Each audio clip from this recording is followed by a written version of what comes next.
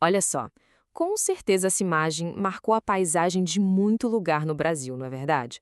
A famosa antena parabólica. Ela foi um baita símbolo de status, de modernidade, e tinha até quem jurava que dava para fazer contato com outros planetas. O fato é que ela conectou o país de um jeito que ninguém nunca tinha visto antes. Só que, se a gente olhar por aí hoje, cadê elas? Estão sumindo.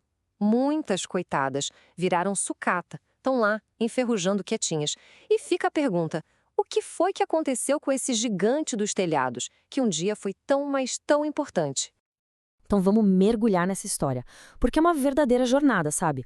Uma ascensão, assim, meteórica, e depois uma queda que, no fim das contas, era meio que inevitável. É uma trama que mistura ciência, cultura, briga de cachorro grande na comunicação e, claro, uma revolução tecnológica que simplesmente passou por cima dela. Pois é, para a gente entender por que ela sumiu, a gente precisa voltar lá no comecinho. A ideia de usar esse formato de prato para captar sinais, na verdade, não é de hoje, não.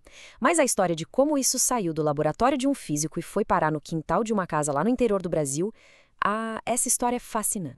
Tudo começou, acredite se quiser, como um experimento científico lá em 1887.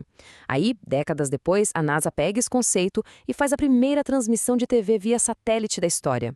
Nos anos 70, a tecnologia encolheu, ficou mais acessível e virou um produto de consumo lá nos Estados Unidos. Mas o ponto da virada, um momento chave para o Brasil, foi em 1985 com o lançamento do Brasilsat. E olha, esse evento mudou o jogo completamente por aqui. E por que esse tal de Brasilsat foi tão revolucionário? A resposta está nesse número aqui, 24. Ele tinha a capacidade de transmitir 24 canais de TV ao mesmo tempo para o país inteiro. De repente, lugares que mal recebiam um sinal todo chuviscado passaram a ter acesso a uma programação nítida, variada, vinda direto lá do espaço. Foi uma verdadeira revolução.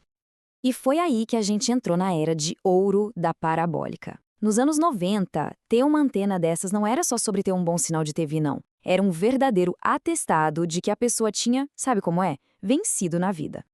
O negócio era tão desejado, mas tão desejado, que virou até prêmio em programa de TV. Imagina só, um colégio inteiro competindo numa gincana para faturar uma antena.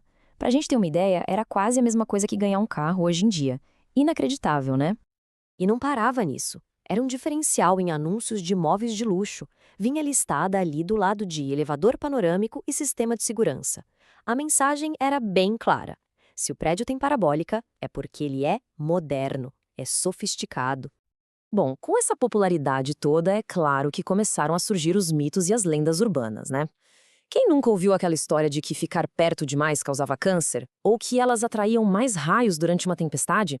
Havia até quem acreditava que elas captavam energias positivas do universo ou, o mais clássico de todos, que dava para sintonizar sinais de extraterrestres. Mas toda a era de ouro uma hora chega ao fim.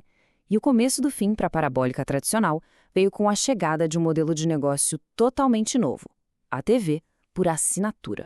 A diferença fundamental estava aqui, ó. A parabólica funcionava num modelo aberto, gratuito, comprava o equipamento uma vez e pronto. Já a TV paga trouxe um modelo fechado, com mensalidade, contrato, sinal todo codificado. Eram duas filosofias que não tinham como conviver em paz. O conflito era simplesmente inevitável. E a briga ficou séria. As emissoras, por causa dos contratos com a TV por assinatura, começaram a codificar o sinal de eventos importantes. Uma luta do Mike Tyson, por exemplo, de uma hora para outra, não dava mais para ver na parabólica aberta. Foi um golpe duro que forçou muita gente a ter que migrar para o modelo pago para não perder os programas favoritos. A parabólica até que sobreviveu bem à chegada da TV paga. Se adaptou com novos receptores digitais, mas ela não estava preparada para o golpe final. E esse golpe viria de outra tecnologia. A telefonia celular 5G. Vamos entender como isso aconteceu. Basicamente, o 5G precisava de uma estrada no ar para funcionar, uma faixa de frequência chamada banda C. O problema era a mesma estrada que as parabólicas antigas usavam. Os sinais começaram a dar interferência um no outro. A solução da Anatel foi drástica. Decretou que toda a transmissão de TV via satélite tinha que se mudar para outra frequência, a banda Q.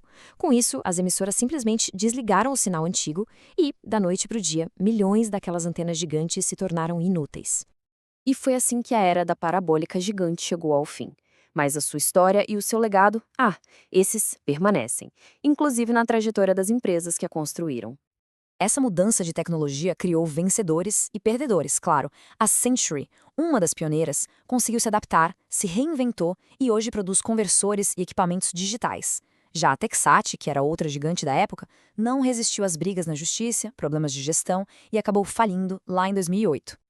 Então, da próxima vez que alguém vira uma dessas antenas gigantes num quintal ou numa casa de campo, é bom lembrar: aquilo não é só um pedaço de metal velho, não é sucata.